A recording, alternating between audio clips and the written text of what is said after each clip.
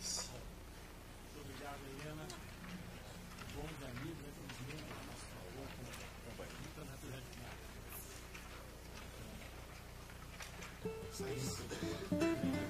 Prazer em falar com você. De fato, já há algum tempo eu não vi.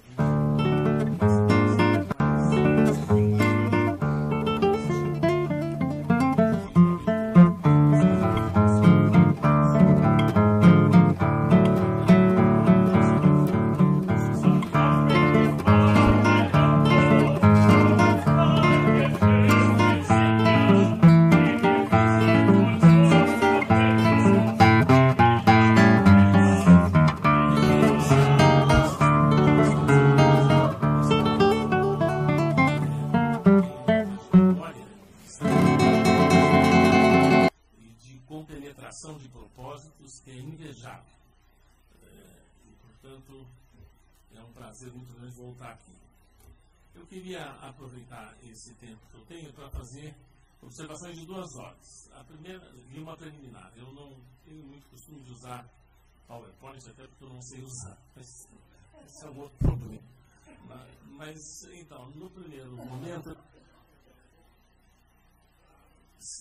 a situação orçamentária da CAPES e no que isso nos prejudica e no que isso nos estimula. Em segundo lugar, eu gostaria de fato de falar de alguns desafios. Os primeiros, então, seriam desafios da própria CAPES como agência de fomento. E na segunda parte eu gostaria de comentar alguns desafios que hoje nós podemos, do ponto de vista da CAPES, perceber como desafios que precisam ser enfrentados se nós quisermos levar a pós-graduação brasileira a níveis ainda mais elevados de qualidade e de relevância econômico-social. Bom, com relação ao orçamento, nós, se vocês olharem os números da CAPES, a CAPES em 2015 teve um orçamento de um pouco mais de 7 bilhões de reais. Em 2016 teve um orçamento de 6 bilhões de reais. Em 2015, teve um orçamento de 5 bilhões de reais. Portanto, a CAPES vem perdendo quase 1 bi por ano nos últimos 2 anos. O curioso nesse processo é que exatamente essa perda corresponde à Ciências Sem Fronteiras, aos valores do Ciências Sem Fronteiras. E, precisamente por corresponder aos valores do Ciências Sem Fronteiras, é que a CAPES teve, talvez, nos últimos anos, o seu pior momento em 2015, e não agora, nos últimos 2 anos. Porque em 2015, o curioso nesse processo é que exatamente do Ciências Sem Fronteiras não foi, digamos, alimentado com ciências sem novos, aos valores do Ciências Sem Fronteiras. O programa teve que invadir o orçamento regular da CAPES. Como invadiu o orçamento regular do CNPq, e invadiu o FNDCT, invadiu tudo que tinha para invadir. Né? De tal sorte que, naquele ano, em 2015, a professora Helena se referiu a cortes de bolsa e de PROAP e PROEX, de fato foi o maior corte. Quer dizer, foram retiradas do sistema, em 2015, cerca de 3.800 bolsas, foram diminuídos muitos, vários coordenadores de curso que eventualmente estão aqui, ou membros de curso de pós-graduação, devem lembrar que o PROAP se reduziu bastante e o PROEX também foi muito reduzido. O impacto disso sobre a situação da pós-graduação foi, de fato, muito grande naquele momento. Quando nós assumimos em junho do ano passado, tratava-se prioritariamente de tentar recompor essa situação. Até o final do ano, nós conseguimos recuperar o orçamento da CAPES, com forte ajuda do Ministério, e aqui não tem nenhum grande segredo. Vocês sabem que a CAPES, ela se defende razoavelmente bem, porque ela está na estrutura do Ministério da Educação, que tem um orçamento de 120 bilhões de reais por ano, e nesse contexto o orçamento da CAPES de 6 bilhões fica pequenininho. Né? Então o MEC defende um pouco a CAPES, e defende mesmo. Né? Especialmente desde o ano passado, a secretária executiva é particularmente disposta, está sempre particularmente disposta, a professora Maria Helena Castro, a defender os programas da CAPES. Mas então, nós tentamos recuperar, isso aconteceu, devolvemos não as 3.800 bolsas para o sistema, mas cerca de 2.000 quase 3.000, e o PROAP foi amplamente recuperado, inclusive com uma rodada extra de distribuição de recursos no segundo semestre, o PROEX também, e assim por diante, e a concessão de bolsas para 2017 se manter num número também bastante razoável. 2017, começamos o ano com 4 bilhões e 500, não, 4 bilhões e 900, não sei quantos, 950. Sofremos o contingenciamento de quase 500 milhões, o orçamento hoje disponível para a CAPES é cerca de 4 bilhões e 450 milhões.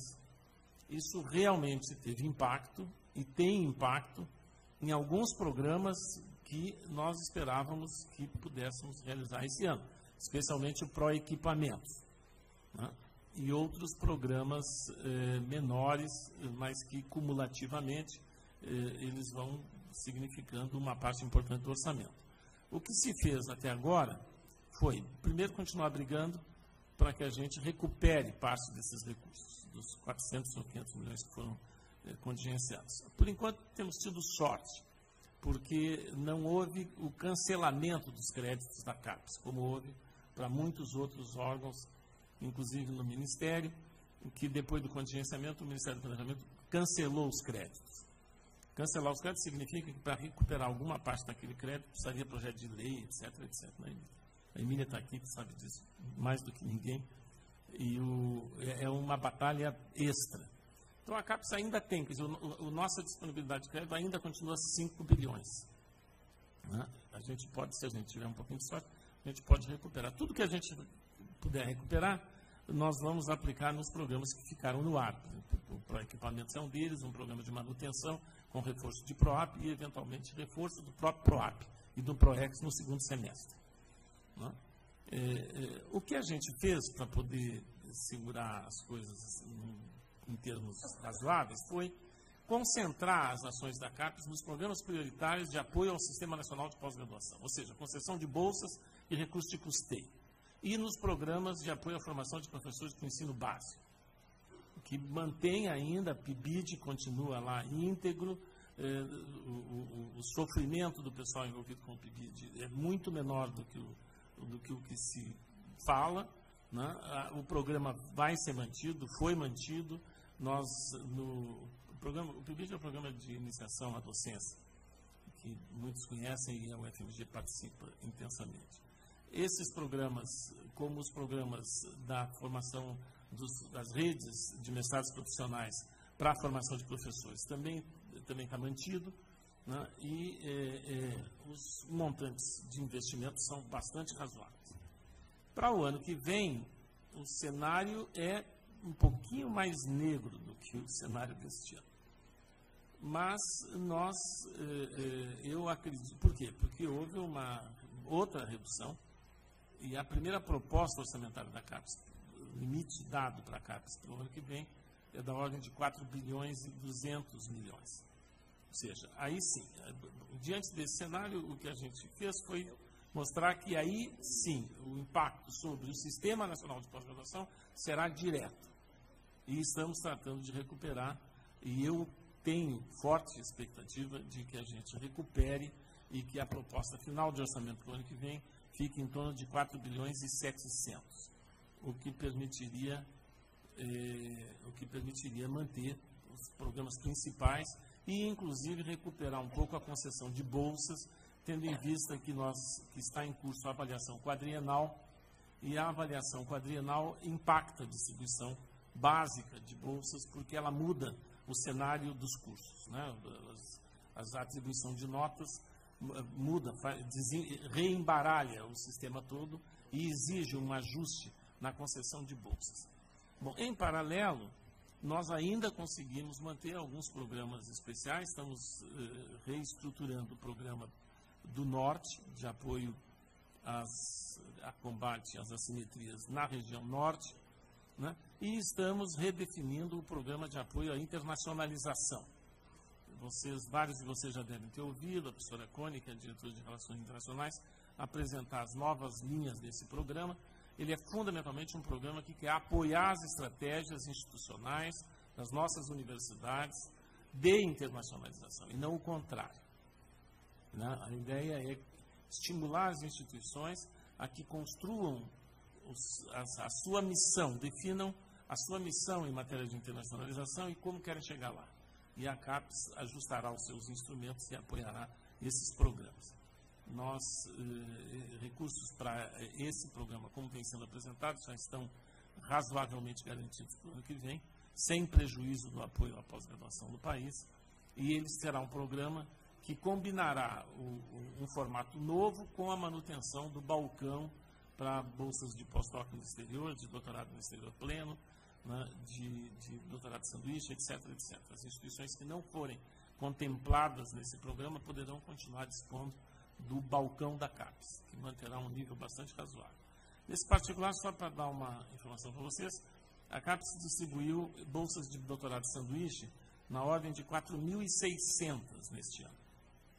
4.600 bolsas de doutorado de sanduíche, cotas das universidades, corresponde à metade de todas as bolsas de doutorado de sanduíche que foram concedidas durante o período do Ciências Sem Fronteiras. Num único ano, nós concedemos mais da metade. Evidentemente que alguém vai dizer, não, mas as bolsas de graduação não foram concedidas. Bom, essas não foram concedidas, mas no que diz respeito às ações da pós-graduação, a ação da CAPES regular de 2016 para 2017, e em 2017 não ficou menor do que o Ciências Sem Fronteiras. Esse número, inclusive, de cotas distribuídas às universidades produziu uma certa dificuldade na própria utilização das bolsas, mas isso a gente ajusta. Né? Então, esse é um cenário. O cenário do ano que vem, se nós não conseguirmos recuperar o orçamento, realmente fica horrível. Devo dizer para vocês que fica muito ruim. Até porque, e aqui é fundamental que se registre, como eu tenho certeza que ontem na abertura já deve ter sido feito, mesmo que a CAPES se defenda, e se defenda razoavelmente bem, se o sistema do lado do MCTI-C tiver colapsado, não adianta nada, entende? Porque não existe formação de recursos humanos sem recursos para pesquisa. Fica uma ficção essa formação de recursos humanos, entende? Então, bom, as bolsas a gente pode conceder até certo ponto, mas certo, eu faço a pesquisa com o quê? Né? Com a minha própria verba de manutenção, quer dizer, isso... Então, esse cenário é um cenário que precisa se mover duplamente, ou seja, é preciso recuperar fortemente o orçamento do MCT, do CNPq, da FINEP, etc., e, evidentemente, garantir à CAPES que ela complemente com os recursos de formação de recursos humanos, o que é fundamental para que a pesquisa no Brasil fique ativa e se qualifique cada vez mais. Né? Então, sem essa recuperação, nada vai funcionar. E, na verdade, os limites orçamentários para o ano que vem do MCTI são uma pequena tragédia, ou uma grande tragédia, porque, na verdade, eles correspondem hoje a quase metade do que está previsto para a CAPES. Ou seja, não dá, assim não é possível. Não é? Quer dizer, que o MCTI-C inteiro tenha um limite orçamentário que é um pouco mais do que a metade da CAPES, não faz o menor sentido. Né? Mas também que não se entenda aqui que, então, vale a pena reduzir o da CAPES para fazer uma relação mais equilibrada. Não é disso que se trata, ao contrário, muito antes pelo contrário. Bom, mas se estamos conseguindo, de algum modo, no caso da CAPES, manobrar com as dificuldades e focar fundamentalmente no apoio aos programas de pós-graduação, sejam na forma de custeio, seja de bolsa, e no programa de formação de professores do ensino fundamental, na verdade, isso custou a CAPES e vem custando a CAPES a eliminação de um conjunto de iniciativas que a CAPES conseguiu manter nos últimos tempos em novas parcerias com ministérios os mais diversos, em campos que faziam todo sentido, mas que na hora da redução e digamos assim, da contenção orçamentária, a gente precisa descontinuar para poder focar o investimento possível e os recursos disponíveis no que é fundamental para a CAPES, no que é realmente essencial na missão da CAPES, que é a manutenção da concessão de bolsas para o sistema de pós-graduação e o custeio das atividades dos programas. Bom, então, esse é um cenário, a gente pode voltar a conversar sobre isso, se vocês quiserem, mais adiante. De outra parte, independente de crise, senhores, se a gente tivesse muito dinheiro, eu acho que a gente precisaria conversar sobre alguns temas importantes que se apresentam como desafios à pós-graduação. E eu não estou me referindo aqui exclusivamente a um desafio que paira permanentemente como uma nuvem, que é a das grandes e fortes assimetrias regionais. Essas são importantes e precisam ser corrigidas. Precisamos encontrar, esse discurso é um discurso que, quando eu passei pela primeira vez na CAPES, em 95, já se falava isso, e antes de eu passar pela CAPES, a professora Maria Andréia, e antes da Maria Andréia, a professora Eunice Duran, na CAPES também fazia o mesmo discurso. Aliás, a professora Eunice começou o programa Norte de pós-graduação, isso ainda em 93. Né? E nós, portanto, temos 2003, nós vamos para 2003, mais de 20 anos de esforços contínuos nessa direção, com resultados que são sempre um pouco mais frustrantes do que gratificantes. Né? Apesar do evidente desenvolvimento que teve a pós-graduação na região norte e na região centro-oeste, e mais ainda na região nordeste nos últimos tempos, ainda há problemas sérios que precisam ser abordados e precisam ser enfrentados. Né? Tanto no que diz respeito à cobertura da pós-graduação, ou seja, as áreas em que se oferecem programas, como também no nível da pós-graduação oferecida e digamos assim, e na expressão geográfica dessa pós-graduação. Mas eu acho que há outros problemas importantes. Quer dizer, nós temos um problema sério que vem sendo discutido, enfim, depois de um certo período digamos assim, letargia com relação ao assunto, né? O tema da relação entre avaliação e fomento. E o tema da relação, o segundo tema, o tema da relação entre política de desenvolvimento institucional da pós-graduação e crescimento da pós-graduação. Eu queria fazer um comentário primeiro sobre esse último, porque ele impacta tanto a avaliação quanto o fomento. E depois eu volto ao primeiro. O que eu estou pensando quando menciono esse tema de políticas institucionais e crescimento da pós-graduação? Se nós olharmos o crescimento da pós-graduação no Brasil nos últimos tempos, nós vamos observar que uma parte desse crescimento, do crescimento do número de cursos nas diferentes áreas, tem se dado de um modo que a gente não pode chamar de muito virtuoso. Tem se dado por fragmentação inclusive de cursos pré-existentes. E quando vamos atrás dessa, ou então tem se dado pela emergência num processo de multiplicação sensacional dos chamados programas multidisciplinares ou interdisciplinares. A tal ponto que hoje a área multidisciplinar da CAPES, ela concentra mais de quase 400 programas. Né? Isso é uma tendência dos últimos tempos. Se nós olhar, a tendência à interdisciplinarização da pesquisa e da formação, ela é mundial. Mas eu temo que no Brasil ela não siga a tendência mundial. Ela siga uma espécie realmente de aproveitamento de oportunidades, não exatamente muito consistentes com desafios acadêmicos postos pelo desenvolvimento da pesquisa, postos pelo avanço na fronteira do conhecimento, etc., etc., e sim mais pela possibilidade institucional de compor com forças, às vezes, nem muito integradas, e atrás disso, oferecer a PCNs, ou seja, propostas de cursos novos para serem avaliados pela CAPES. Bom, isso andou de tal ponto e teve um impacto de tal ordem na avaliação, que chamou a atenção os resultados da avaliação dos CTCs, ou seja, do Conselho Técnico Científico, no ano passado até o começo desse ano. A área que mais recusou projetos foi a área de multidisciplinar e interdisciplinar, e a taxa de aprovação de novos cursos ficou abaixo de 10%. O que não era assim, não precisaria ser desse jeito. De outra parte, a gente vem acompanhando também digamos, o que eu estou chamando de fragmentação de cursos pré-existentes, ou de troca de área de concentração, para quem conhece um pouco a estrutura dos nossos projetos de pós-graduação. O que define basicamente um curso é a área de concentração. As linhas de pesquisas compõem o esforço que aquele grupo mobilizado de professores e de corpo docente permanente dá como base para o desenvolvimento da produção de conhecimento naquela área. Nós estamos simplesmente transformando linhas de pesquisa em novos cursos. Isso responde a desafios da produção de conhecimento naquela área? Não sei. Nós estamos atendendo a idiosincrasias acadêmicas nas universidades e a conflitos entre grupos que, na verdade, não se aguentam mais, então eles ficam multiplicando cursos de pós-graduação. Isso não sou eu que estou dizendo, isso é o que vários representantes de área notam no desenvolvimento das suas próprias áreas. Isso impacta a avaliação e impacta o fomento. Por quê? Porque a cada curso novo, legitimamente, demanda bolsas e recursos de custeio. E é assim que deve ser, não estou dizendo que não.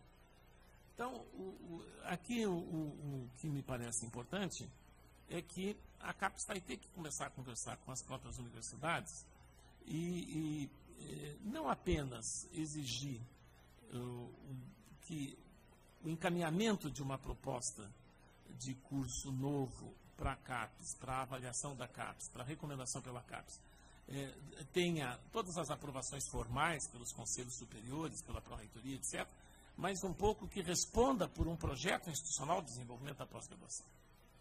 Em que a universidade nos diga que esse desdobramento, essa fragmentação, essa nova proposta responde por uma concepção interna importante de como ela imagina que aquela universidade possa oferecer condições de produção de conhecimento e formação de recursos humanos com vistas a concretas e substantivas desafios postos pela ciência e pela pesquisa tecnológica.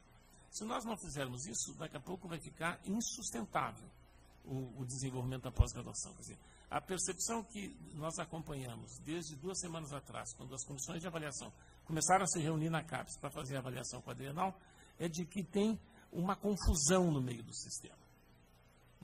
Hoje, a CAPES está analisando e avaliando 4.200 programas. Isto porque só estão sendo avaliados os programas que já tiveram condições de apresentar algum resultado desde a sua autorização original. Estão sendo acompanhados, não avaliados, mas acompanhados cerca de mais 300 programas. Então, nós estamos falando de números que estão tornando essa avaliação da CAPES tão fundamental. Eu já tenho um painel sobre isso, então nós vamos conversar um pouquinho sobre essa história. Mas esse processo de avaliação da pós-graduação, que é tão fundamental, tem sido, foi e continua sendo fundamental para o desenvolvimento da nossa pós-graduação e para a sua qualificação, nós estamos assustando o processo com um crescimento que não parece consistente com as perspectivas do próprio desenvolvimento da produção de conhecimento, muito menos quando comparado internacionalmente. É claro que existe uma expansão da demanda, assim, da oferta de cursos, ou da pretensão de oferta de cursos, também porque novas instituições entram no sistema. Perfeito. Não há problema nenhum com relação a isso. Tanto públicas como privadas. Quer dizer, a expansão propiciada pelo REUNI fez com que novas unidades universitárias na esfera pública federal hoje passassem a disputar a aprovação de programas de pós-graduação. Também a expansão o crescimento, digamos assim, da pretensão de algumas instituições privadas de oferecerem programas de pós-graduação e consolidarem certa atividade de pesquisa também fez com que crescesse essa demanda e essa oferta de propostas. Mas isso tudo precisaria corresponder melhor a um projeto acadêmico da instituição e não meramente a iniciativas individuais, né, que, na verdade, guardam pouco, digamos, relação e pouco harmônicas estão com relação ao que nós imaginamos que seja o papel e a missão das nossas instituições de ensino superior, sobretudo as universitárias. Então, esse é um problema sério que eu acho que a gente vai ter que começar a conversar. Outro problema sério que diz respeito à avaliação e fomento, como eu mencionei antes, é que, se bem a avaliação realmente define o marco de referência para que se construam as linhas de fomento pela CAPES, hoje nós temos uma situação congelada que já não reproduz mais nem o verdadeiro dinamismo do sistema e nem a questão completamente da atribuição de recursos por referência à avaliação. Nós temos cursos de mesmo nível, que recebem muito pouco, recebem recursos em montantes muito diferentes, ou porque uns são mais antigos e outros são mais novos, ou por qualquer razão que a gente queira, mas o fato é que há uma distorção razoável no sistema que precisa ser, primeiro, reconhecida e discutida. Nós começamos a propor, a semana passada, aos pró-reitores, e queremos levar isso ao Fórum de Pró-Reitores, para que nós possamos também aí, como fizemos no ano passado, e fomos muito bem sucedidos ao montarmos a comissão que reestudou o PROEX e o PROAP, né, e que redefiniu o algoritmo lá de que se vale a CAPES para fazer a distribuição de recursos. Eu acho que a gente tem que fazer uma discussão sobre isso agora também, sobre o cenário da distribuição de recursos da CAPES pelos cursos e tentar realmente identificar onde é possível fazer ajustes importantes. Tenho dito na CAPES que é muito difícil fazer ajustes quando nós estamos com contenção, fica parecendo corte. Nossa ideia é identificar os ajustes que precisam ser feitos, fazer uma programação de transição para os ajustes, inclusive com um aumento, pelo menos, gradual da concessão de bolsas, né? Mas, de um ou de outro jeito, nós vamos ter que realmente fazer um ajuste, né? E eu acho que os pró-reitores podem nos ajudar muito, como ajudaram na discussão do ano passado, né? Foi discussões feitas muito transparentemente, com resultados muito positivos, e que encontrou eco também muito positivo no sistema todo. Então, esse é um outro desafio importante, que, como eu disse, mesmo que nós tivéssemos bastante dinheiro, nós deveríamos enfrentar, né? O terceiro desafio é um desafio que está nos jornais há bastante tempo, e que diz respeito a uma certa, por qualquer medida que nós queremos tomar, uma certa diferença entre o crescimento quantitativo da produção científica brasileira, que é basicamente resultado do trabalho na pós-graduação, e a qualidade dessa produção, né? Isso tem sido pauta de artigos, de discussões, de tematizações, etc., etc. No bojo desse desafio, ou seja, como aumentar a qualidade da produção científica brasileira, né, nós temos eu pessoalmente acho que nós precisamos enfrentar também, de novo, o tema das especificidades das áreas. Eu estou vendo antigos colegas aqui das humanidades, as humanidades estão a reboque, de novo, das ciências naturais e biológicas, e isso não faz o menor sentido, né? Inclusive, eu às vezes tenho a impressão de que as humanidades aceitaram perder um pouco da sua integridade como área e foram cedendo espaço para interferências baseadas em indicadores de qualidade, base para a aferição do que é uma produção razoável, formas de construção do qualis. Ou seja, eu acho que a gente andou, as humanidades, eu acho que estamos andando na contramão do que interessa para a própria área, sabe? Eu acho que a área precisava retomar a hegemonia, pelo menos sobre si mesma, né? E discutir isso num outro nível, né? A CAPES deu passos ousados que alguns me preocupam. Por exemplo, em nome da equivalência do sentido dos conceitos ou das notas finais de curso, né? Então o CTC utiliza uma prática estranha, né? Faz com que avaliações de determinadas áreas sejam submetidas ao crivo de coordenadores de outras áreas. E eu vi recentemente que, por exemplo, a área do direito foi submetida ao crivo de coordenadores da área de odontologia. Não riam, gente, mas é verdade. E estamos tentando defender.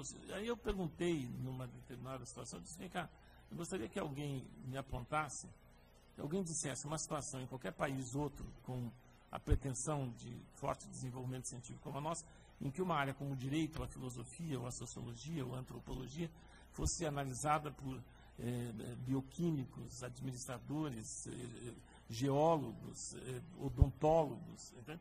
Não existem essas coisas. Então, a gente não precisa inventar mais do que o normal que a gente inventa, né? No caso específico das humanidades, eu acho que nós estamos precisando retomar o fio da meada, porque eu acho que a gente se perdeu um pouco nessa história e estamos... eu acho que nós estamos forçando muito a barra, quer dizer, o processo de avaliação em si, ele está conduzindo a umas armadilhas. E quem mais tem caído, eu acho que nessas armadilhas, são as ciências sociais e ciências humanas, especialmente as ciências humanas.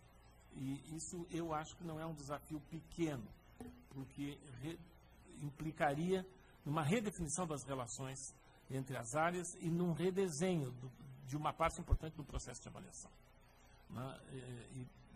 Existe aí um espaço muito grande para que a gente converse.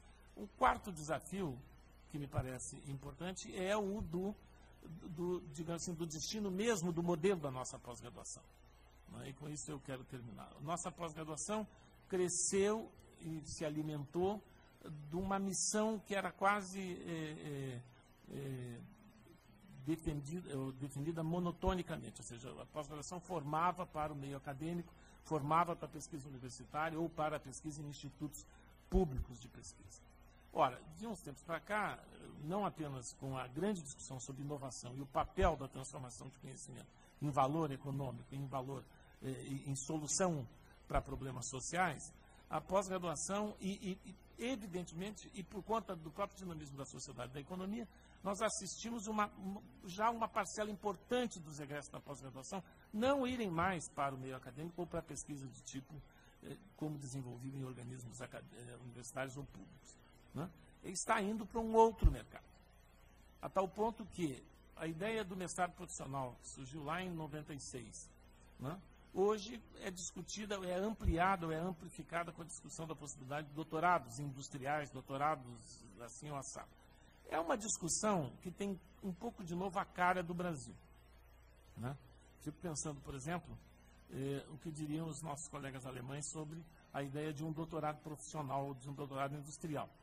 A Alemanha, que tem um sistema de formação tecnológica bastante consolidado, não autoriza as instituições de desenvolvimento tecnológico, as Fachhochschule, ou as universidades aplicadas, elas não têm autoridade nem autorização para fazer doutorado. Porque entende-se que uma coisa é uma coisa, lá entende-se que uma coisa é uma coisa, outra coisa é outra coisa. Mas aqui não, aqui uma coisa pode ser outra coisa e vice-versa.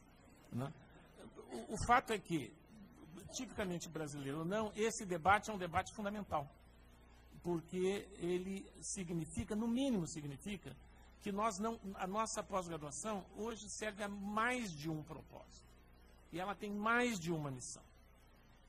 E isso precisa ser refletido também nos modelos de organização desse projeto e nas formas de acompanhamento, avaliação e fomento. Então, é de novo uma discussão que está esquentando. Eu tenho certeza que agora, quando sair uma nova portaria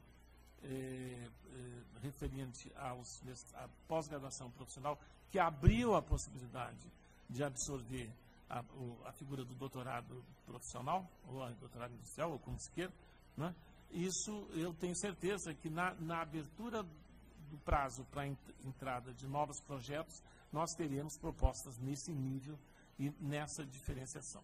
Então, essa é uma discussão que... Agora, quem tem que fazer essa discussão? Essa não é uma discussão burocrática no âmbito da CAPES, essa é uma discussão que tem que se estabelecer e que tem que ganhar conteúdo real nas próprias universidades. De novo, como parte do entendimento que a universidade possa desenvolver sobre o seu papel na sociedade. A CAPES, se tiver sorte, tentará reagir adequadamente a essa iniciativa e à criatividade das universidades. A CAPES, diga-se de passagem, está aqui o professor Cury, que é o presidente da Câmara de Educação Superior, a CAPES não normatiza a pós-graduação e não diz como deve ser o modelo da pós-graduação. O que a CAPES deveria fazer, e espero que continuemos fazendo bem, é avaliar a pós-graduação, dizer se ela atinge os seus resultados e se esse resultado tem qualidade. Normatizar sistemas de pós-graduação, modelos, padrões, etc., seria matéria do Conselho Nacional de Educação e das próprias universidades no âmbito da sua autonomia e da concepção que elas devem e precisam ter do que realmente faz parte da sua missão na sociedade brasileira, na região em que se insere e assim por diante. Bem, senhores, então, com esses desafios e com as primeiras explanações sobre a questão orçamentária, eu fico por aqui e agradeço muito a atenção de vocês. Obrigado.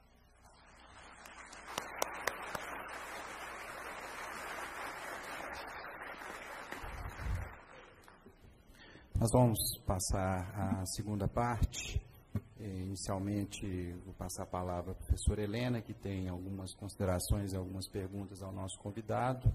Após a pergunta da professora Helena, os que desejarem fazer uso da palavra, nós temos os monitores que estão de laranjado, com o colete laranjado e o microfone. Eu pediria que levantassem a mão e se identificassem antes de dirigir a pergunta ao nosso convidado. Professora Helena. Abílio, mais uma vez, obrigada pela clareza. Eu vou falar como Helena, não como SBPC, como Helena, pesquisadora, professora de uma universidade federal, assina embaixo de todas as suas colocações. A avaliação foi fundamental para mostrar que fazíamos ciência. Então, nós tiramos teses que ficavam em prateleiras, em produtos, em livros, em publicações. Mas esse modelo, na minha visão, de novo, não é SBPC, deixando bem claro, está esgotado. E tem mais um condimento que eu quero colocar, um tempero nessa salada, que também tem essa pulverização, que a gente tem assistido cursos que são muito pequenos, tem uma outra racional que é em função, e aí são critérios de novo. De novo se entra em avaliação, mas agora a avaliação da qualidade das universidades. Inclusive aquele próprio, eu espero que a Sabine esteja aqui, que é um dos critérios de avaliação. Não vou olhar para fora, não, vou olhar aqui dentro. Aquele criado pela Folha de São Paulo, quantos programas de pós-graduação a tua universidade tem? Então, um reitor, eu não sou reitora, nem candidata, fugi disso a vida inteira, eles têm um problema de responder e de criar mais programas. Então, hoje as pessoas se apresentam como universidade, a minha universidade, olha como cresceu, eu passei de 3 para 30. Então, essa mudança, eu queria fazer esse comentário, ela vai ter que ir além do olhar da avaliação da pós-graduação. Ela sozinha não vai poder acontecer, porque as instituições vão perder recursos, vão perder protagonismo, não sei bem qual, mas teoricamente, por esses rankings, acabam acontecendo. É exatamente o outro problema, né? Quando você vai submeter um projeto, o número de bolsas de produtividade CNPq é estacionado ao longo de décadas. Mas, para qualquer projeto, tem que ter quem é o pesquisador 1A. Está ficando cada vez mais jovem esse pesquisador 1A. E a turma esperando que um morra para poder entrar um outro 1A. É a realidade. O país criou alguns critérios que ele vai ter que abrir mão. Eu queria te agradecer pela tua clareza de trazer isso para nós. Realmente, essa pulverização, Abílio, dentro das universidades significou divisão de recursos e para fora uma medida da qualidade por critérios, de novo, de números criados nos diferentes rankings, seja mundial, seja do próprio país. Então, eu te agradeço, e te agradeço pelo trabalho que você vem fazendo e pela clareza, deixar claro aqui, que eu acho que é um momento importante, sobre o PIBID, que ele está sendo mantido, porque a gente fala isso e as pessoas não acreditam. Agora foi o presidente, não foi a presidente da SBPC que falou, o presidente da CAPES deixou claro, o PIBID está lá, um programa importante, e a CAPES está lá cumprindo o seu papel.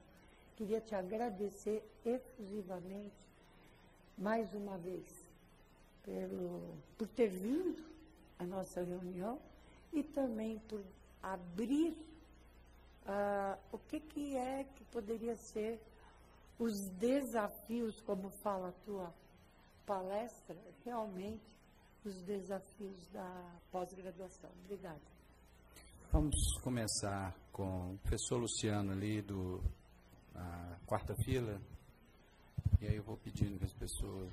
Bom dia, professor. No candote depois ali. Eu sou professor aqui da UFMG e hoje estou na coordenação do Fórum de Ciências Humanas, Sociais Aplicadas, que reúne 50 e poucas instituições da grande área. A gente fala da economia e as artes. E eu gostei muito da exposição. Achei que é muito relevante a gente articular a questão dos recursos da CAPES com o do MCTIC. Acho que essa é uma discussão que no CD do CNPq preocupava continuamente, porque em boa parte das verbas do CNPq estavam sendo carreadas por Ciências Sem Fronteiras, enfim, dificultando a realização de políticas. Gostei das perspectivas apontadas e dentro delas, obviamente, eu queria comentar e perguntar sobre a questão das humanidades. A questão das humanidades é uma dimensão fundamental, mas tal como você colocou, que é das sociais, né, algumas vezes pareceu como se a gente tivesse aderido, digamos assim. É certo que há uma certa adesão, mas ela se explica talvez muito mais para entregar os anéis, para não perder os dedos, do que propriamente uma submissão. Enfim, porque essa é uma discussão fundamental que tem sido feita por todas as sociedades científicas, representando os pesquisadores e os programas de pós-graduação, que é da desigualdade de poder no interior do sistema, e isso não apenas na CAPES, mas também no sistema vinculado ao MCTI, no CNPq, etc. Há uma clara desigualdade na repartição, nas formas de luta e de acesso de luta do poder dentro das instituições. E aí a minha pergunta é nesse sentido. Como que, nessas perspectivas que você aponta, para a recuperação do protagonismo do lugar das humanidades, das ciências sociais, qual a política, qual as ações que a CAPES está pensando imediatamente para essa reorganização de poder dentro da própria CAPES no que se refere às áreas? Podia passar o microfone aqui.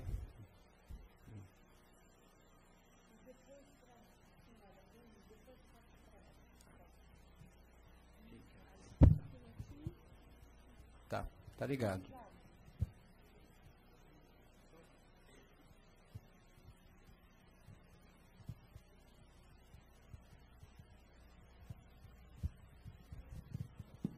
Sim, está. Obrigado.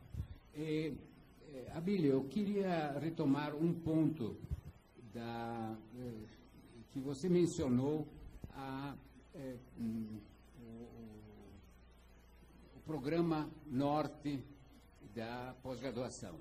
E mencionou também que há 20 anos estamos discutindo esta questão, um pouco mais até de 20 anos, e os resultados são muito aquém da expectativa.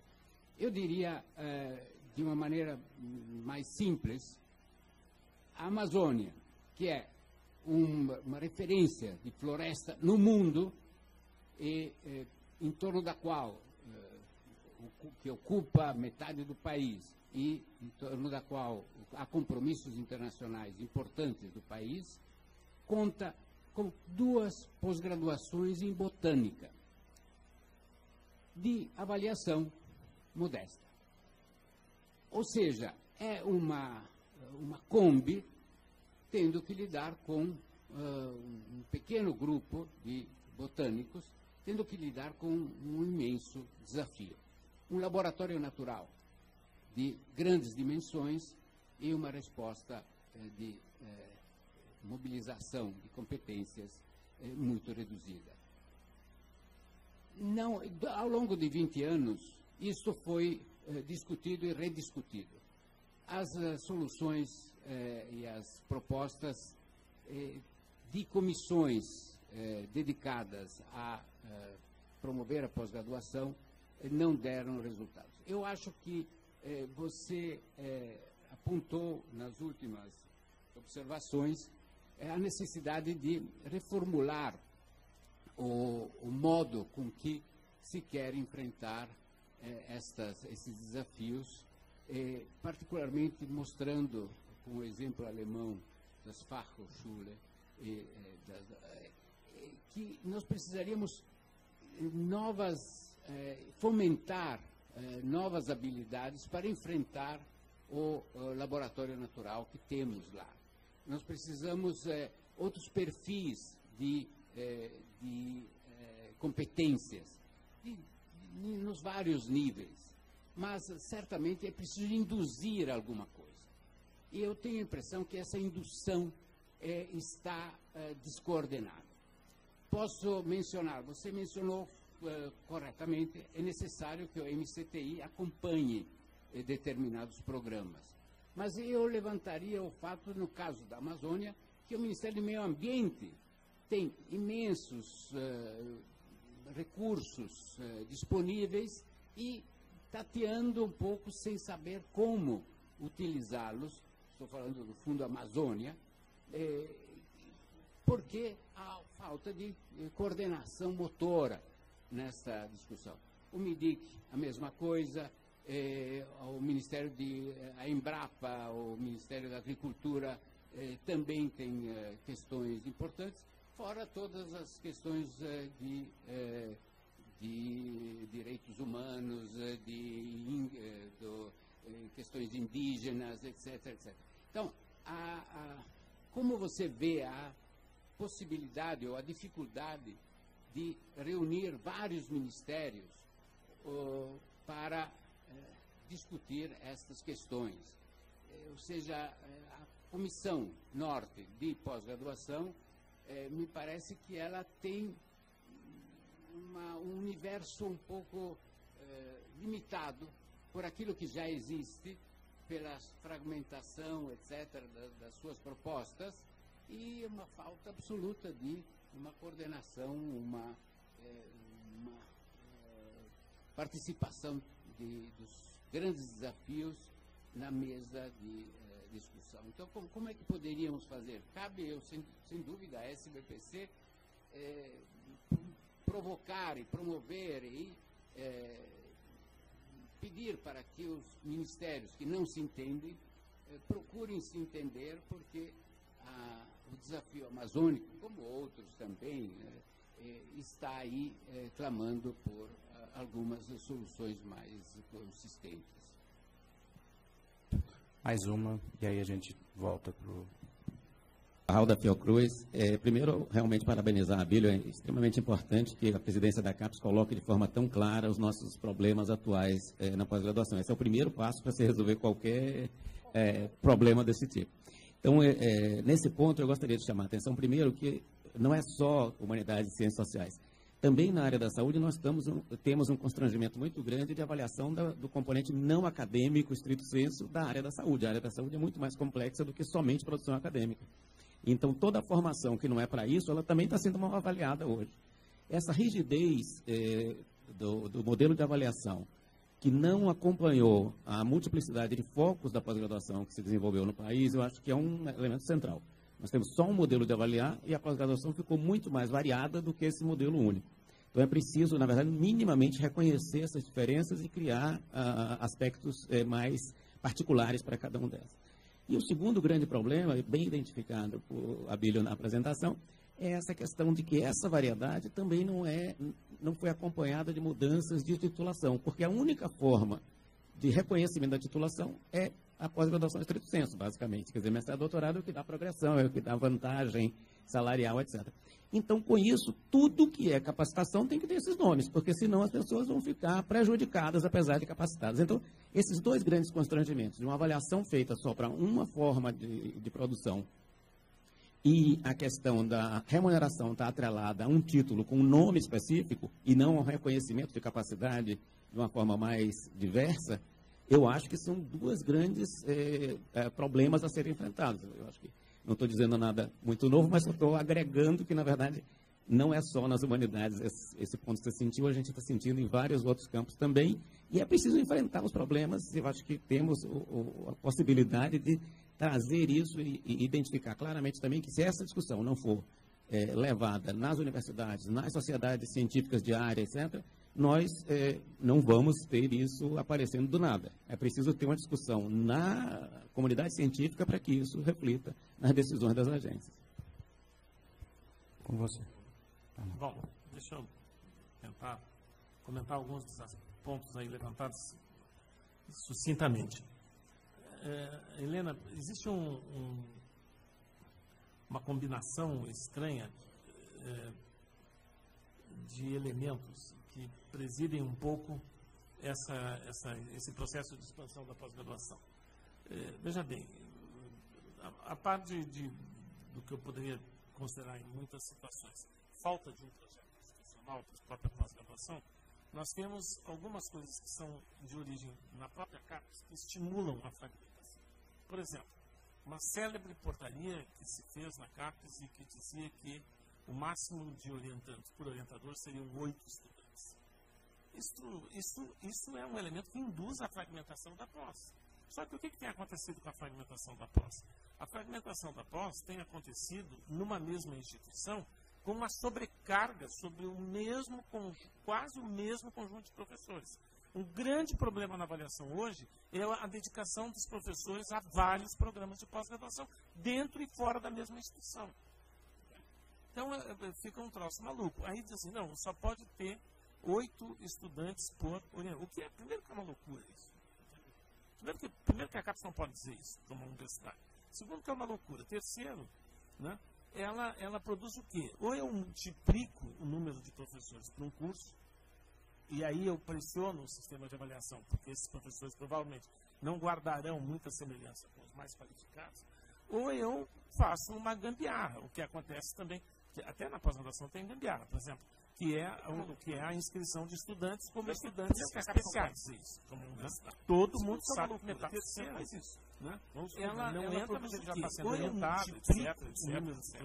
Para um curso, aí lá adiante. E aí eu pressiono, se a gente elimina, esses professores provavelmente não guardarão muita semelhança. No âmbito das próprias comissões, ou eu faço uma gambiarra, as comissões também, até na pós-graduação, se a gente olhar, à luz do que a gente conversou aqui até agora, olhar os documentos de área das comissões, os documentos de área para avaliação, nós vamos lá encontrar várias coisas que aqui jogariam na direção contrária ao que a gente está pretendendo. Certo? E que a gente precisaria, em algum momento, ter condições de limpar.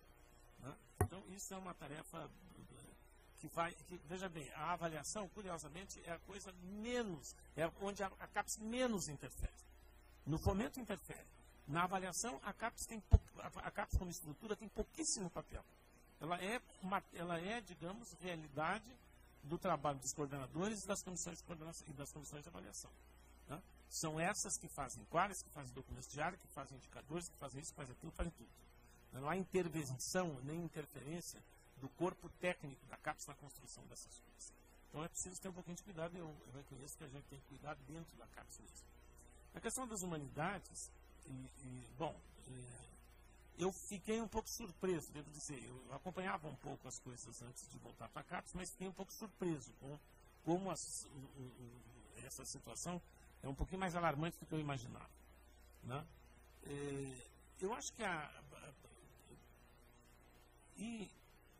digamos assim, na direção de um esforço para equilibrar poderes dentro das agências, passa, inevitavelmente para mim, por recuperação da integridade das áreas. Ou as áreas se redefinem como íntegras e sabem responder pelas mesmas coisas que outras áreas ditas mais consolidadas. Responde que como é que eu construo indicadores de qualidade, como é que eu construo de desempenho. Ou a gente faz isso, mas com a cara das áreas das humanidades, ou a gente não vai saber nunca qual é o espaço. Porque o outro problema é como fomentar diferentemente as áreas. Ou seja, o que é a mesma coisa que eu preciso para fomentar a pesquisa nas áreas de humanidades ou as áreas de exatas, etc. Entende? O que eu hoje precisaria fazer para estimular as áreas de humanidades? Eu entendo. Agora, ou essas áreas voltam a falar de si com soberania, digamos assim, acadêmica, entende? Ou a gente fica refém. É isso que eu acho que a gente começou a acontecer.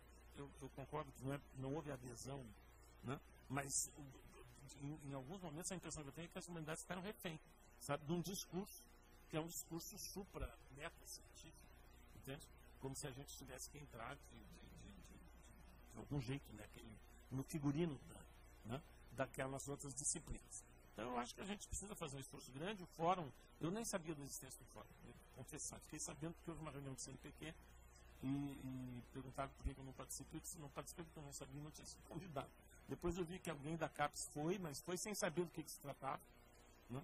Agora a gente já começou a entender do que é. Eu acho que a gente pode fazer alguma coisa mais importante, mais séria. Né? O Enio tem toda a razão. Eu fiquei também, não quero defender porque só estou aqui de volta a um ano, mas eu fiquei, é claro que devia haver políticas, construção de políticas de indução para a Amazônia. Não tenho dúvida, sabe? E eu fiquei muito surpreso com como o Ministério de Meio Ambiente, eu estive lá algumas vezes recentemente para discutir a questão da Amazônia, como eles, na verdade, se burocratizaram para lidar com esses fundos, e eles parecem mini bancos, sabe? Parece assim um mini BNDESinho, né? Em que, por mais que se reconheça que há poucos atores que podem ser mobilizados como parceiros para a construção, formulação e execução das políticas, mas eles tratam como se fosse cliente bancário, tá entendendo? Então, eu vi frases, eu tive que meio que brigar numa reunião, porque a frase era essa: não, vocês encaminham o projeto que nós temos aqui X instâncias de avaliação. Assim como o Funtec demora mais de um ano para analisar um diabo de um projeto, que é uma coisa que é completamente na contramão de qualquer papel que o BNDES possa ajudar, desempenhar hoje para ajudar o sistema. Né? Eu estava esses tempos na Casa Civil a discussão sobre o financiamento do BNDES, do Funtec, para a vacina do Butantan. Já fazia mais de 13 meses e ainda, na manifestação dos técnicos do BNDES, olha, ainda precisaria mais uns 8 meses. Bom, e aí os franceses vieram com aquela vacina, não sei como é o nome daquele laboratório, que botou uma vacina de dengue na rua, e todo mundo, não, mas o SUS não pode comprar vacina, porque a vacina do Butantan vai sair. Aí alguém não mas quando vai sair a vacina do Butantan? Dependia de liberação de dinheiro do Fintech, não sei o que. Bom, compraram a vacina francesa, essa tem uma cobertura menor, teoricamente. Bom. Então a situação não é boa. Agora, eu acho, bom, por outro lado, a crítica feita à comissão.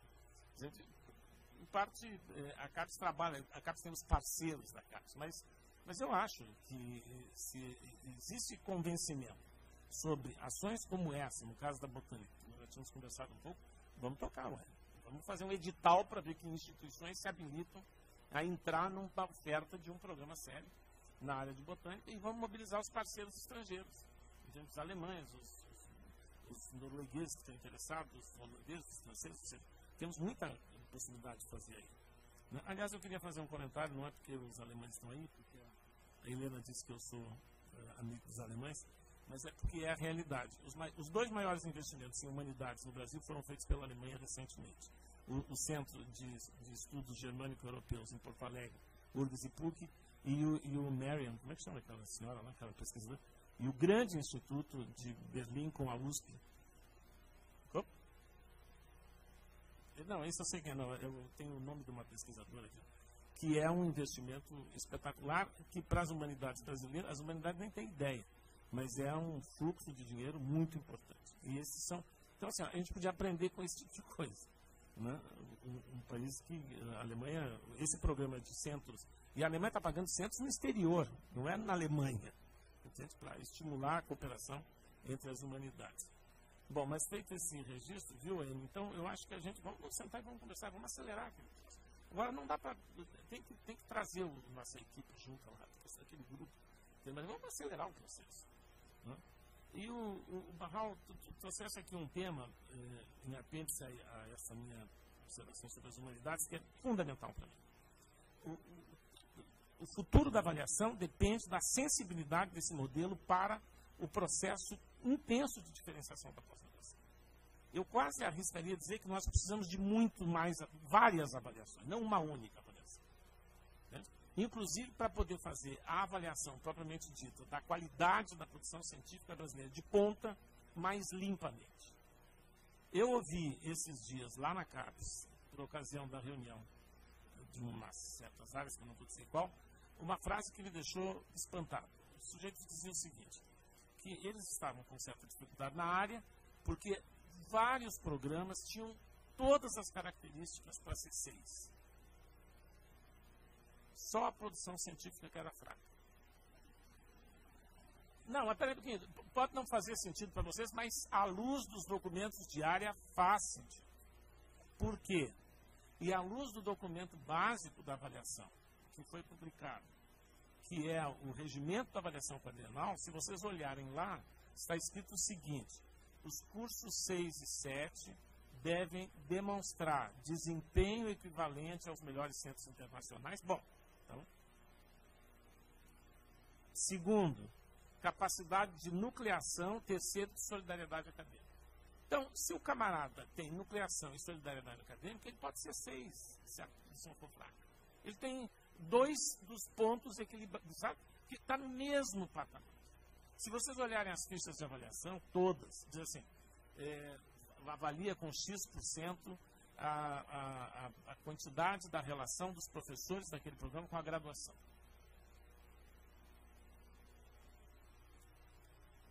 A oferta de Minter e Dinter. É bacana isso? É bacana, mas atende ao quê? Que propósitos eu atendo com a oferta de Minter? O que eu atendo? É outra coisa diferente dessa cadeira. Por exemplo, eu tenho finalidades, o sistema perdeu a capacidade de prestar atenção, eu ia falar isso hoje à tarde, perdeu a capacidade de prestar atenção à missão, ele não é sensível à missão definida pela própria instituição. Perdeu. E aí o que acontece? Lá atrás, quando a avaliação da CAPES foi montada, ela era um instrumento pedagógico do sistema. E ela não tinha problemas com a diversidade.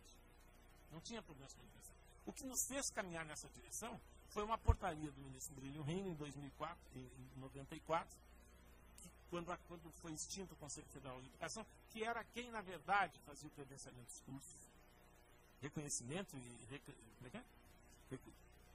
autorização e reconhecimento periódico dos cursos. Mas quando acabou o Conselho Federal, não tinha mais essa instância, então ele fez uma portaria do seguinte: a partir de não sei quando, a validade dos diplomas de mestrado e doutorado em internacional dependerá da avaliação positiva no sistema da CAPES. Aí isso misturado com a expansão rápida do sistema, fez com que a gente fosse tentando encontrar um figurino único. E a ideia de que as áreas todas têm que ser equivalentes, que todos os indicadores têm que ser de mesma natureza, bom, aí foi virando uma camisa de força. Tá, né? E a gente tem que sair da camisa de força. Tem que sair, porque senão nós vamos começar a atrapalhar o desenvolvimento do sistema, mais do que ajudar. Eu, há tempos atrás, disse que estava na hora Ninguém gostou na CAPES, para dizer a verdade. Estava na hora das universidades avaliarem a avaliação da CAPES, à luz dos seus propósitos, da sua missão. Em que medida essa avaliação atende e auxilia na consecução das missões diferenciadas. Senão eu não vou poder ter missão diferenciada, gente.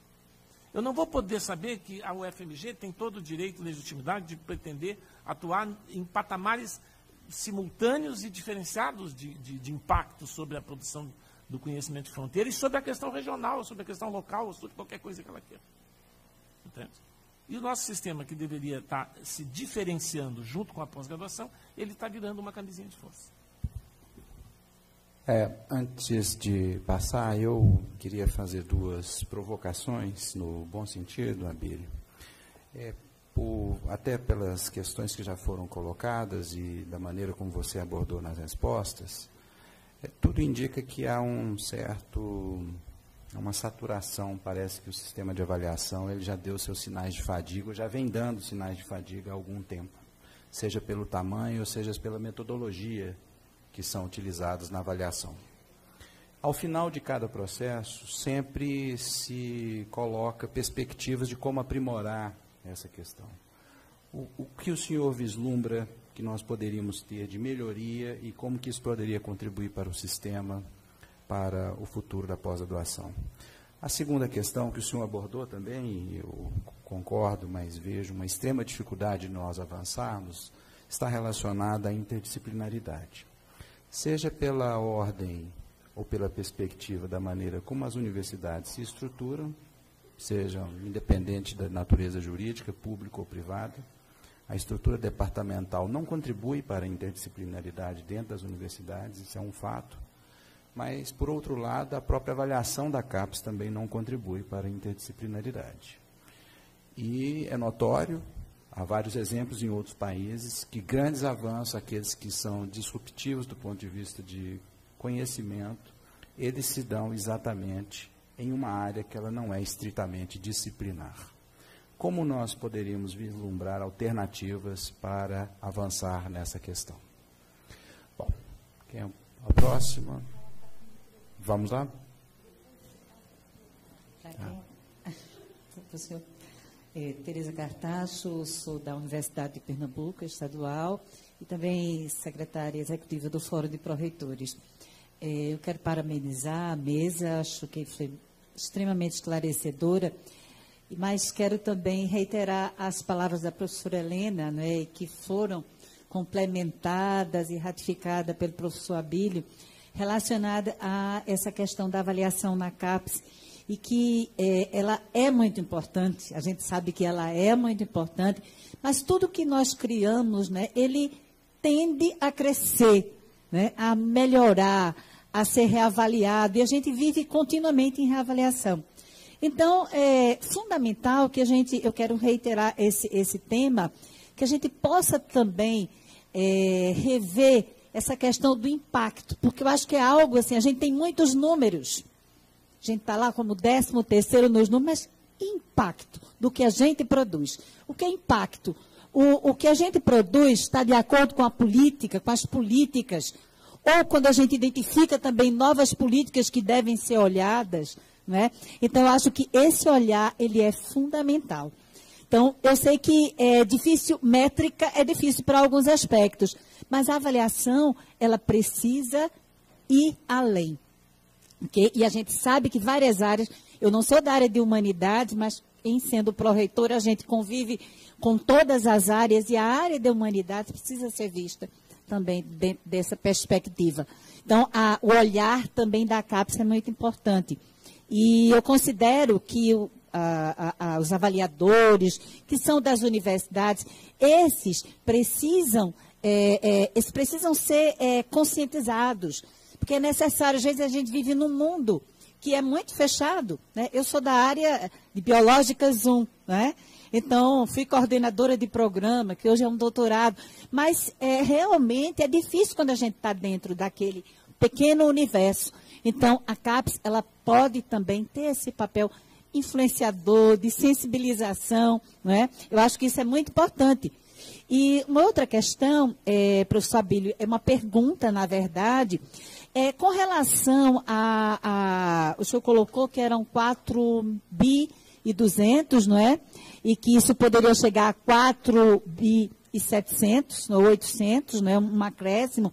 E nesse acréscimo, haveria possibilidade de a gente retomar ou incluir o pró-equipamentos ou um reforço para manutenção de equipamento no PROAP?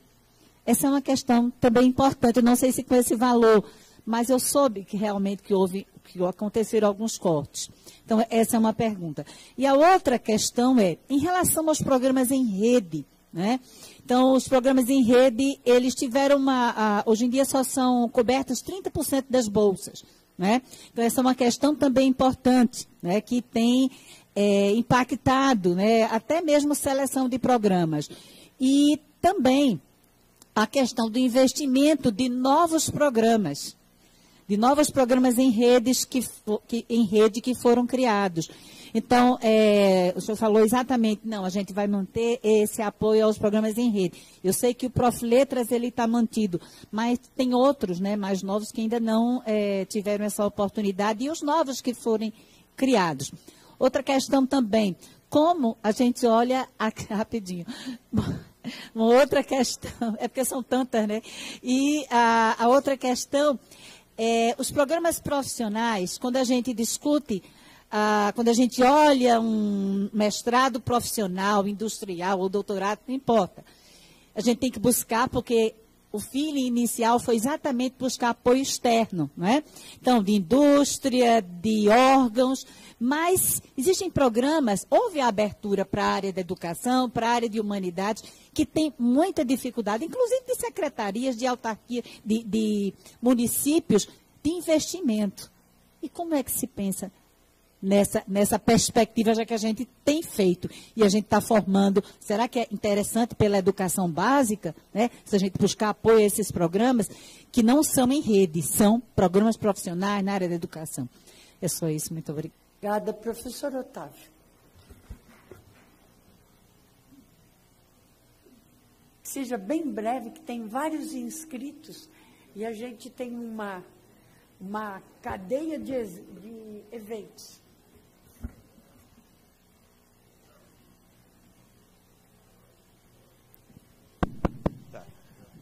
Também vou tentar ser bem breve mesmo. Abílio, muito obrigado. Gostei muito, de fato, de revê-lo e de ouvi-lo. Realmente extraordinário. Acho que são eventos interessantes, né? Num governo do qual nós somos tão críticos, né?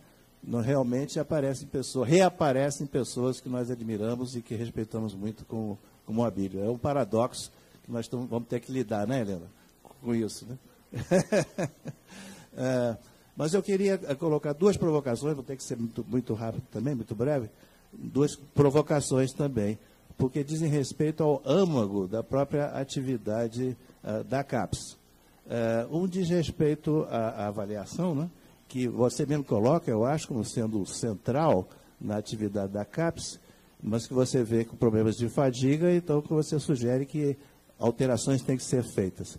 Eu me pergunto se você passar desse nível de uma avaliação tão universalista, que nós estamos plenamente de acordo com os seus problemas, que nós das humanidades sentimos tanto, para recolocar a avaliação no plano das grandes áreas, é o suficiente para resolver o problema da avaliação. Francamente, Abílio, se um cientista político resolvesse dar palpite na antropologia, eu ia brigar tanto quanto com o odontólogo. Então, eu acho que a própria noção de avaliação e essa mitificação em torno da avaliação que foi feita entre nós, que eu acho que precisa ser pensada. Eu não sei qual a alternativa, porque nós naturalizamos tanto esses instrumentos, que eu mesmo não sei qual a alternativa. Mas os seus alemães são tão vidrados na avaliação quanto nós somos aqui? Eu acho que não, eu suponho que não. Eu já ouvi falar de situações grotescas em que profissionais nossos, fazendo grandes discussões sobre a excelência da nossa avaliação no exterior, encontraram uma plateia estupefacta, sem entender o porquê de tanto interesse nessa questão da avaliação que nós colocamos aqui. Mas isso é o âmago que você mesmo colocou da atividade da CAPES. Então, o que é que nós temos que refletir a respeito disso? É um ponto. E o segundo ponto, que eu acho que também tem a ver com o âmago da atividade da CAPES, é a própria titulação, né? Eu fico me perguntando se todo esse esforço que nós fizemos de titulação nos últimos anos, daqui a pouco, o Machado de Assis do século XXI não poderia repensar isso como um novo fenômeno do medalhismo brasileiro, no sentido de que nós realmente reificamos de tal maneira as titulações que, seguidamente, nós não reconhecemos outras possibilidades de atividade de pesquisa que não estejam assim tão coladas à questão da titulação. A própria relação naturalizada entre pós-graduação e pesquisa, até que ponto que a pós-graduação não sufocou outras possibilidades, outros mecanismos, outros arranjos de pesquisa com o seu crescimento? Não seria preciso nós repensarmos isso, aumentarmos as alternativas, criarmos novas alternativas de trabalho, em que inclusive o trabalho de pesquisadores que não tem necessariamente titulação possa ser devidamente reconhecido. É isso, para ser bem breve.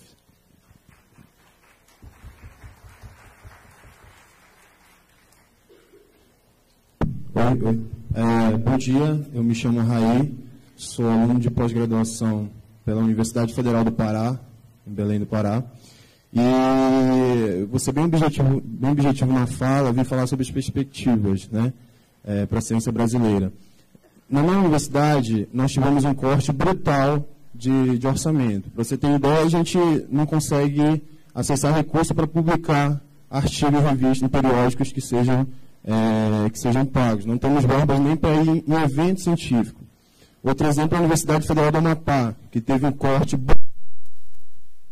onde seu orçamento era 30 milhões, a universidade tem hoje 8 milhões, né, previstos. A própria reitora já declarou que a partir de setembro vai declarar, vulgarmente falando, calote a todos os seus recursos. a todos os fornecedores, enfim.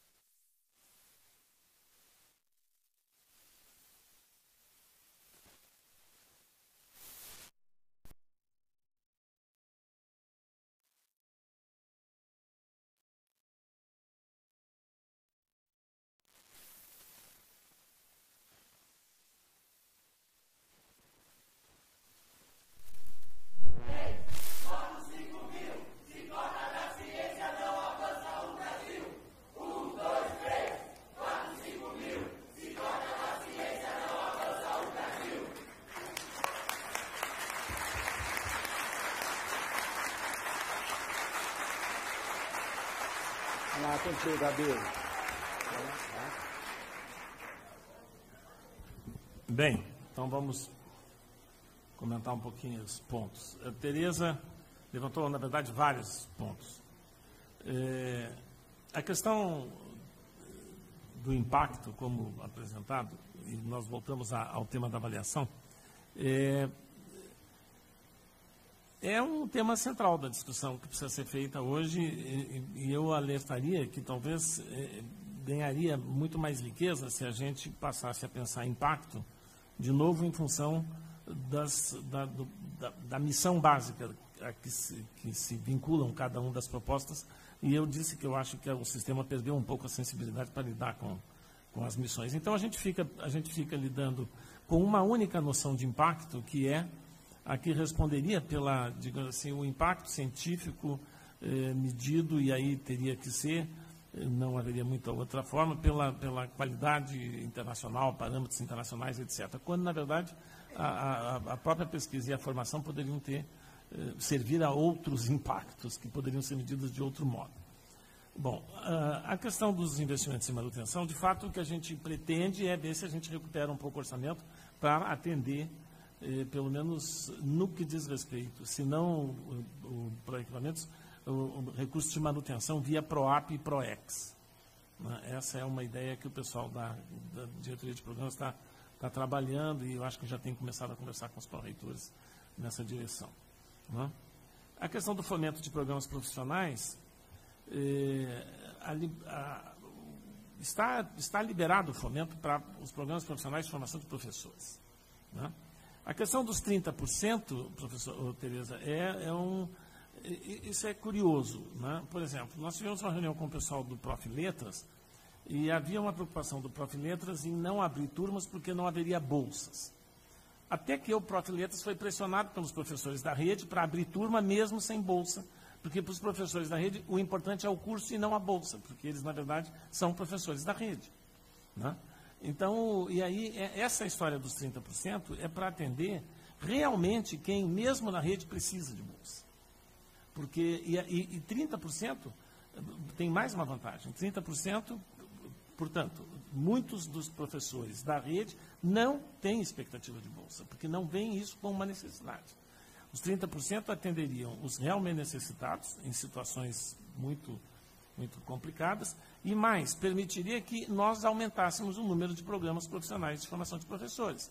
Se bem que, é preciso prestar atenção, formação de professores já está esgotando, porque as disciplinas já estão praticamente, as disciplinas do ensino médio, que precisam ser redefinidas à luz dos novos parâmetros curriculares, elas já estão se esgotando. O que tem acontecido é que tem havido iniciativas que embutem nesse formato de pós-graduação em rede outras formações profissionais, que não de professores. Então, aí tem que ter um pouco de cuidado. Agora, o fomento a programas profissionais fora dessa área vai continuar sendo um pequeno problema, porque aí vamos ver como é que a coisa evolui. O Otávio, bom, o Otávio devia ter vindo no painel da tarde, mas independente do painel da tarde, eu acho que todos os pontos que tu levantaste mereceriam aqui, vou começar pelo último, que é um tema complicado. Pós-graduação e pesquisa, em que medida uma contaminou a outra? Eu acho que contaminou sim. Mas por quê? Porque, na verdade, e a gente fica contente de poder dizer que, bom, a pesquisa, na verdade, foi sempre predominantemente feita como subproduto da pós-graduação. Entende? Na verdade, na base da formação está a pesquisa, mas a pesquisa, a partir de um certo momento, e com o sucesso do arranjo de fomento da pós-graduação, ela passou a ser parte desse arranjo. Né? Não é assim em outros lugares. A pesquisa existe. Na verdade, quando a gente sempre falava de uma boa pós-graduação, a gente supunha previamente atividade intensa e qualificada de pesquisa. A pós-graduação, na verdade, seria um subproduto da pesquisa estabelecida e institucionalizada. O desenvolvimento recente da pós-graduação, no entanto, nos mostra outra realidade. A pós-graduação tem sido fundamental para que grupos possam permanecer numa instituição e, a partir daí, começar a organizar a sua atividade de pesquisa. Nós viramos o jogo nessa história. E está errado, eu concordo que está errado. Exatamente. As instituições estão fazendo, elas estão voltando um pouco sobre os seus próprios passos e ficando no meio do caminho. Né? A titulação, um pouco aquilo que o Barral mencionou, quer dizer, eu concordo. Quer dizer, há muitas formas. Deveríamos ter um leque digamos assim, de formas de reconhecimento diferentes dessas, que, na verdade, a gente já sabe que já produziram essa nossa, de que a titulação básica, mestrado e doutorado, já produziu muita confusão. Está virando título. Né? Bom, e a questão da avaliação em si, eu concordo, quer dizer, o que eu acho, e aí alguém tinha me feito uma pergunta antes de criar, da Fadinha, o reitor, desculpa, um comentário, eu queria dizer o seguinte, eu gostaria que a gente pudesse dar um tempo para avaliação, sabe? Suspende um pouco esse processo e vamos parar para pensar um pouquinho até onde é e como a gente pode refazer isso. Por quê? Porque nós estamos terminando a quadrienal, mas assim como termina a quadrienal, já terminou o primeiro ano do próximo quadriênio. Entende? Então, nós temos que dar suspender, sabe? Sair desse. Senão nós nunca vamos conseguir mexer nesse sistema. Nunca vamos conseguir mexer.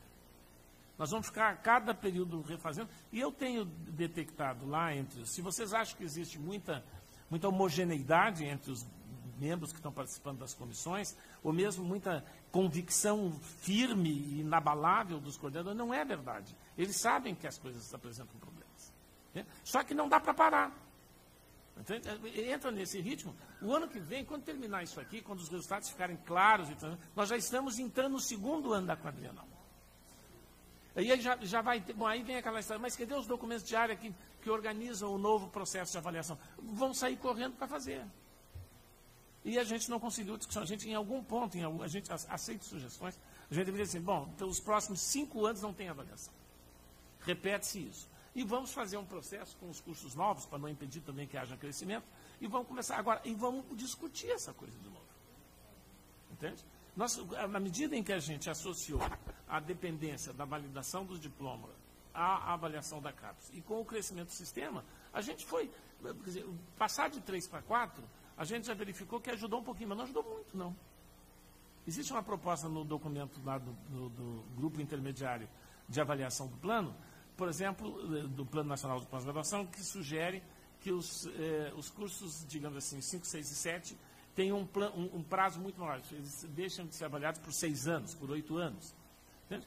Porque também não há grandes transformações. Se a gente olha. Então, sobretudo, eu acho que ou a gente consegue se dar tempo para repensar, ou a gente vai sempre correr atrás do prejuízo. E aí todas as questões deveriam aparecer. Todas deveriam aparecer.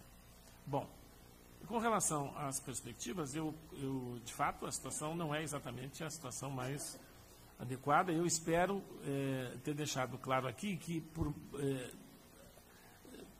por mais que nós possamos sair daqui com a impressão de que o orçamento da CAPES está conseguindo se manter num patamar que atenda basicamente às demandas do Sistema Nacional de Pós-Graduação, isto não é bom se não houver recuperação dos orçamentos nas universidades e se não houver também fortemente a recuperação dos orçamentos de ciência e tecnologia.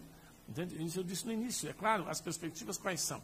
Eu tento repetir esse discurso tanto no interior do Ministério da Educação como fora, onde eu posso, né? E tenta, ao mesmo tempo, preservar o orçamento da CAPES. Agora, é preciso batalhar para que se possa realmente reconstruir uma base de investimentos importante nas universidades e no sistema de ciência e tecnologia. Quero também fazer, no entanto, aqui uma observação, que é o seguinte: se vocês prestarem um pouco de atenção aos recursos investidos, seja através de REUNI, seja através de Ciência Sem Fronteiras, nos últimos 10 anos, o Brasil investiu cerca de 25 bilhões de reais em caráter extraordinário no sistema. Caráter extraordinário. Tá? Isso dá mais ou menos, nesses 10 anos, alguma coisa como, sei lá, quanto é que dá isso em dólar? Não sei. Pouco menos de 10 bilhões de dólares. Então, uma parte das nossas dificuldades, ela é recente, por conta dos cortes, etc., etc. Uma outra parte das nossas dificuldades, eu acho que a gente não deve se esquivar de refletir, ela pode também ter sido resultado por decisões não exatamente as melhores, como investir recurso público na expansão do ensino superior e no desenvolvimento da pesquisa. No caso do Ciência Sem Fronteiras, eu pessoalmente, por mais que entenda que é maravilhoso oferecer oportunidades para 70 mil estudantes de graduação, que no conjunto dos 7 milhões, ou um pouco mais do que 7 milhões, tem pouco impacto sobre o nosso estudantado de graduação, né? Esse recurso investido, de ordem de 4, poucos bilhões de dólares, em 4 anos e meio, correspondeu ao que a França investiu em 10 anos no seu programa de excelência e a Alemanha investiu em 10 anos no seu programa de excelência. Então, não é exatamente pouco dinheiro que foi investido. Se a direção desse investimento foi a melhor possível, é outro problema que cabe a nós discutir. E na reconstrução dos investimentos públicos nas nossas universidades e em ciência e tecnologia, a gente precisa ter atenção a que as decisões sejam as decisões mais consistentes e mais sustentáveis. Agora, eu concordo completamente com vocês, se as perspectivas não forem refeitas ou reconstruídas no sentido de que melhore o investimento geral no sistema de universidades públicas e na pesquisa, não adianta defender o orçamento da CAPES. Muito obrigado. Tem mais uma pergunta, e aí eu vou pedir a compreensão, mais duas então, porque nós temos que encerrar. Vamos passar então primeiro para... Boa tarde a todos e a todas. Meu nome é Karen, eu sou diretora da NPG, sou aluna da Unesp de São Paulo, faço parte de uma universidade que também está passando pela essa questão de corte de gastos muito grande. A gente na pós-graduação faz anos que a gente não tem a nossa bolsa reajustada e agora a gente está passando por uma perspectiva muito pior, que é a perspectiva da mudança das leis trabalhistas e da lei previdenciária. Hoje no Brasil eu tenho 30 anos, se eu começar a contribuir o ano que vem, quando eu terminar meu doutorado, eu vou me aposentar com 80 anos. Como é que eu vou conseguir me manter numa pesquisa na universidade com essa idade? Tenho dó dos meus alunos quando eu tiver 80 anos dando aula para eles, e sem contar o que vai ser da gente, né? E eu queria saber qual que é a perspectiva da CAPES em relação a isso, desse desmonte da Previdência, e o que a gente pode fazer enquanto a sociedade civil organizada junto com a CAPES para a gente reverter esses problemas todos que a gente tem sofrido no Brasil hoje. Eu vou dividir a fala com a companheira Karen. Meu nome é Viviane, eu fui formada aqui pela UFMG em Psicologia e atualmente faço doutorado em Psicologia na USP. A minha questão é a seguinte, eu fiquei um pouco preocupada com a fala do professor Abílio, eu acho que a professora Helena foi muito acertada, né, em tentar problematizar mais a questão, quando o debate girou ali em torno da ideia de pulverização, né, dentro dos programas. E aí, uma questão que eu acho que a gente precisa pensar realmente se a gente realmente vai ficar satisfeito com a ideia da gambiarra, né? E na ideia da gambiarra tá, não vale tudo, ou a gente vai enfrentar a questão de uma maneira séria, e eu acho que uma das possibilidades de enfrentar a questão de maneira séria é realmente assumir que a gente precisa aumentar o quadro docente das universidades públicas brasileiras.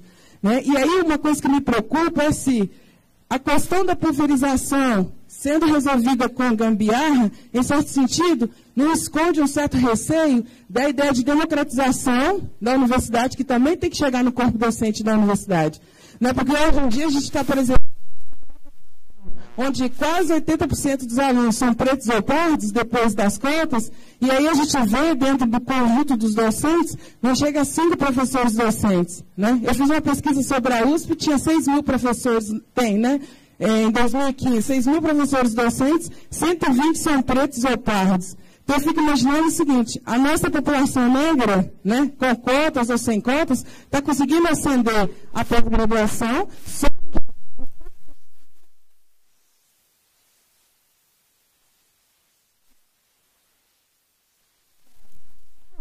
nós estamos sendo muito bem informados e a gente está em condição de disputa desses lugares no corpo da docência. Então, eu fico imaginando o seguinte, a gente vai realmente concordar com...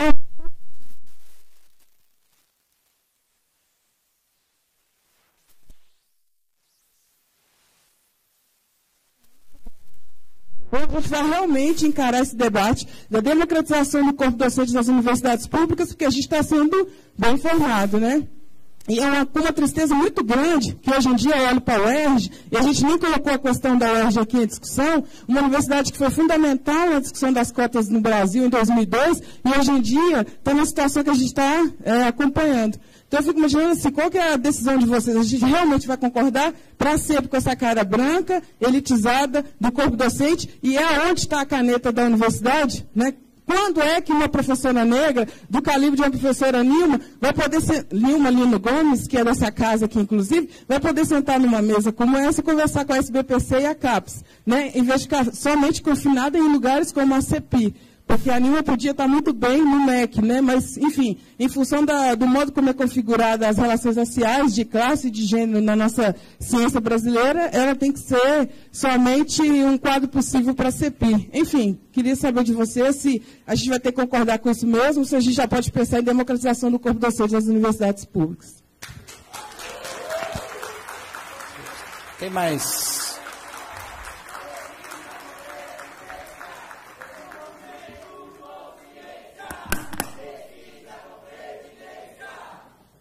Ok, para encerrar, por favor. Muito obrigada. Obrigada pela permissão na participação. De fato, preciso viajar daqui a pouco e fiquei aqui angustiada, precisava perguntar, professor Abílio. Eu me chamo Maria Luísa Alencar, sou pró-reitora de pós-graduação da Universidade Federal da Paraíba. E vim exclusivamente para esta palestra do professor Abílio, porque tratava dos desafios da pós-graduação. Eu assumi a pró-reitoria há pouco tempo e, de fato, me encontro também nesses dilemas de como fazer a pós-graduação com menos recursos e com mais qualidade, né? E fiquei feliz em perceber pessoalmente que a intenção seria desengessar, pelo menos entendi mais ou menos isso, redimensionar algumas coisas e desengessar. Eu sou do direito, né? Fiquei também contente com essa percepção sobre a questão na área das humanidades. Eu acho que, de fato, a gente precisa de uma recuperação conceitual nas humanidades para que a gente possa concorrer em pé de igualdade no sistema. E gostaria de fazer 2 pedidos e fazer uma pergunta ao professor Abílio. Com relação aos pedidos, é que, internamente, seria muito importante, professor Abílio, que a CAPES uniformize o discurso. Eu acho que nós temos um discurso bastante inquisitorial, no sentido da avaliação. Então, se vamos ter, se a perspectiva pode vir a ser, ainda que a médio ou longo prazo, um de redimensionamento nisso, é bom que a CAPES, internamente, uniformize o discurso e as intenções. E, segundo, é muito importante que nós trabalhemos em parceria, a CAPES e as universidades, para que a gente possa redefinir critérios e redimensionar alguma coisa na pós-graduação. Por exemplo, na Federal da Paraíba, eu encontrei uma situação em que há um programa conceito 5, com 5 bolsas, 6 bolsas PNPD. Há um programa conceito 6 com 1, há programa conceito 5 com 0 bolsas, e isso, a informação que eu tenho é que foi havendo uma distorção internamente na própria universidade ao longo do tempo. E, a esta altura, é mexer em casa de marimbondo. Então, se nós trabalharmos em parcerias, nós podemos, sim, na parceria com a CAPES nos pedindo isso, internamente a gente fazendo também, a gente pode redimensionar essa situação. né? Eu estou disposta, inclusive internamente, a enfrentar essa questão, porque, de fato, agora, sei que vou enfrentar problemas, né? Vou ter que trabalhar com o Fórum de Coordenadores de Programas de Pós-Graduação para que a gente possa pensar nesse tipo de redimensionamento. Outra questão também, o senhor já colocou, eu acho que é extremamente importante, nós termos capital, voltarmos a ter capital no PROAP. Né? Então, isso eu acho que é, de fato, muito importante, para que a gente possa, num contexto de crise financeira e de redução e cortes no orçamento, a gente possa, né, ter condições de enfrentar as necessidades de equipamentos dos programas de pós-graduação. E a pergunta que eu gostaria de fazer é sobre o calendário da internacionalização. Nós estamos internamente realizando, discutindo a política de internacionalização da Universidade Federal da Paraíba, estamos ouvindo os diretores de centro e devemos, nos próximos 2 meses, começar a discutir a política e gerar as resoluções, porque o propósito era fazer isso tudo e a gente ainda concorrer, né, dentro do cronograma do calendário de internacionalização ainda este ano. A informação que o professor Isaac Medeiros me deu, que é o pró-reitor anterior e que se encontra no grupo que está discutindo a internacionalização lá com a professora Cani, é exatamente que parece que vai ser postergado por mais um semestre o lançamento do programa pela CAPES. Eu queria confirmar com o senhor essa informação. Tá? No mais, muito obrigado. Parabéns à Universidade, parabéns à SBPC. Professor, para as suas considerações finais. Bom, então, vamos começar de trás para frente. Até teria que falar com o Isaac, ele estava reunido a semana passada, mas não sei, não é essa a ideia. A ideia é que o edital saia em setembro, na pior das hipóteses, comecinho de outubro. E, portanto, esse programa de internacionalização comece a ser implementado também, no mínimo, a partir de junho e julho do ano que vem. Essa é a ideia. Né? Segundo, a ideia das distorções na concessão de bolsas de diferentes tipos entre programas, inclusive com avaliação semelhante, eu mencionei no início e, de fato, eu estou muito convencido de que a gente tem que fazer um grupo junto com os pró-reitores das universidades, etc., e pensar isso seriamente e ver como enfrentar isso através de que estratégias e que cenários, digamos assim, cumulativos para o futuro. Não dá para fazer disso uma guerra interna nas instituições, e muito menos uma iniciativa arbitrária da CAPES com relação... Né, toda vez que a CAPES tenta fazer isso, dá um desastre maior no sistema. É melhor conversar e definir um modo de tratar essa questão no médio prazo, porque no curto prazo ela não se resolve tão facilmente. Né? E a questão do PROAP e de capital no PROAP, nós estamos fazendo, é a intenção do pessoal da DPB, da Diretoria de Programas e Bolsas, ver se a gente consegue, de algum modo, recuperar. Se não o pró-equipamentos, pelo menos recursos de manutenção, mas que também acabam sendo, em parte, recursos de capital. Né? Com relação, de outra parte, à avaliação e ao discurso da avaliação, eu acho a gente tem que ter só um pouquinho de paciência, porque quando esse ano de avaliação quadrienal e o final do outro, por mais que a gente tenha críticas, etc., né, é preciso reconhecer que esse sistema continua sendo fundamental e central para todo o sistema, para toda a pós-graduação no Brasil, e ele tem uma dinâmica própria e nós estamos no ponto alto dessa dinâmica. Né? Então, também a sensibilidade está elevada. Né? Então, tem que ter um pouco de atenção e vai ficar elevada todo o semestre, porque o negócio só vai parar lá por volta de final de outubro. Né?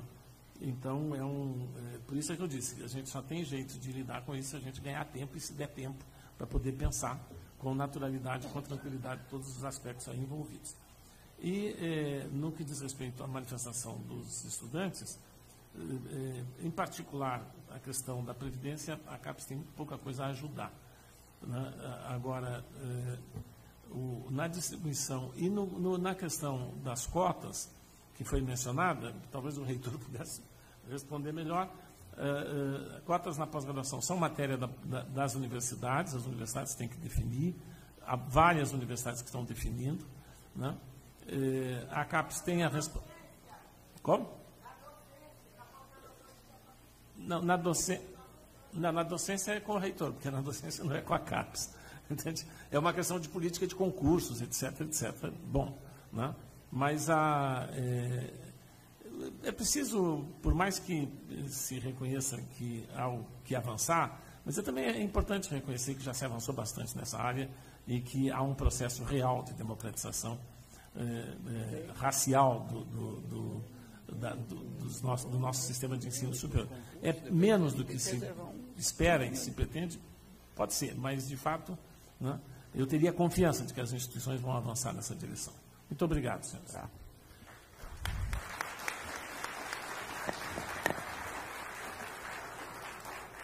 Bom, é só o esclarecimento, então, antes de encerrar, do ponto de vista da pós-graduação, a UFMG aprovou a resolução para a reserva de cotas no âmbito da pós-graduação. Isso foi recente, vai ser implementado a partir de 2018, e do ponto de vista da contratação de docentes, é lei.